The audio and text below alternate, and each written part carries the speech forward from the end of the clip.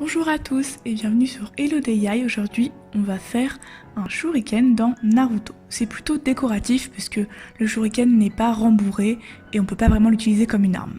Alors pour commencer j'utilise du papier craft format A5 et je vais le transformer en carré. Donc là vous connaissez tous l'astuce, on remonte le coin sur la feuille et on découpe tout le bas pour que le papier craft soit en forme de carré.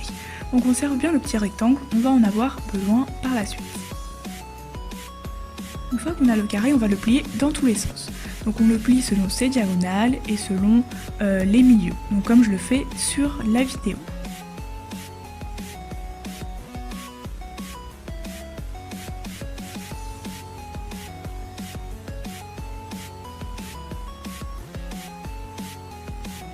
Ensuite vous prenez chaque milieu de chaque partie et vous allez le marquer de 4 cm, comme je fais également sur la vidéo. Et là je fais ça sur les quatre milieux en fait. Et ensuite je vais découper jusqu'aux 4 cm, en prenant garde de ne pas trop dépasser les 4 cm justement. Donc là je coupe sur tous les côtés comme je fais sur la vidéo. Ensuite vous allez plier votre papier comme je fais, pour pouvoir créer le rond au milieu du shuriken. Et vous allez marquer avec votre crayon à papier un arc de cercle pour que ensuite quand vous découpiez, ça forme un cercle au milieu.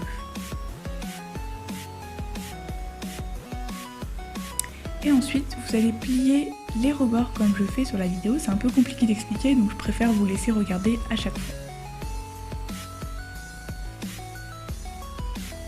Et donc là, je fais ça sur les 4 bords. Et en fait, ça va être les 4 pics du shuriken.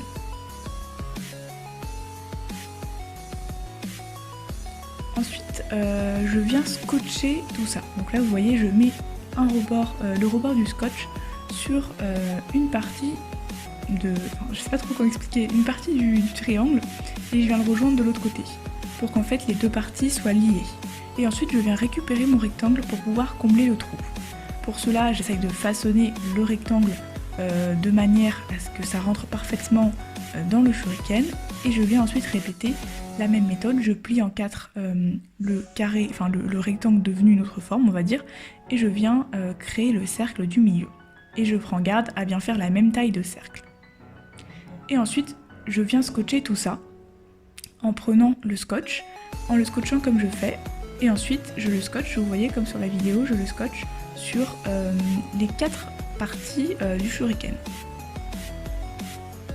Ensuite, là vous voyez c'est très moche, hein, je viens colorier tout ça en noir pour que ça se voit moins le milieu. C'est pour ça que j'ai dit en début de vidéo que c'était plutôt décoratif et que c'était pas vraiment sous forme de vraie arme, parce que ce côté là c'est vraiment la partie à mettre sur le meuble en fait.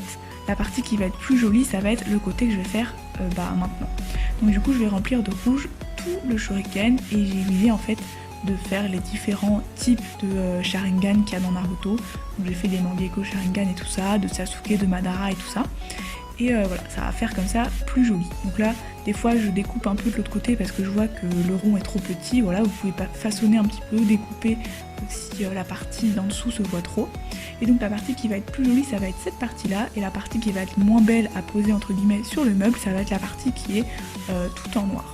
Voilà. Donc ça va être tout pour cette vidéo. J'espère que ça vous aura servi. C'est vraiment un but décoratif, c'est pas du tout une reproduction d'armes réelles. Ça fait pas mal puisque c'est du papier et c'est pas parfaitement représentatif de Naruto, mais voilà, je voulais faire un petit peu un shuriken à ma façon. Donc j'espère que ça vous a plu et que ça vous aura servi. Et voilà, et donc n'hésitez pas à me donner des idées de reproduction d'armes dans les commentaires, de dessins aussi, etc.